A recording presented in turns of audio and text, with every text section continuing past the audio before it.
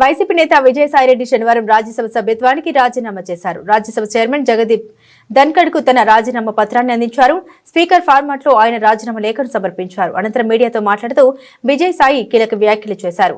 YCP అధినేత జగన్ కేసులో approver గా మారాలని తనపై ఎంతో మంది ఒత్తిడి చేశారని విజయసాయి తెలిపారు. రాష్ట్రంలో కూటమి ప్రభుత్వం వచ్చిన తర్వాత కాకినాడ పోర్టు అంశంలో తనపై కేసు నమోదు చేశారని చెప్పారు. తనపై లుకౌట్ నోటీసులు జారీ చేశారని తెలిపారు. కేవీ రావుతో తనకు సంబంధాలు లేవని చెప్పారు. విక్రాంత్ రెడ్డిని కేవీ రావు వద్దకు తాను పంపించలేదని అన్నారు.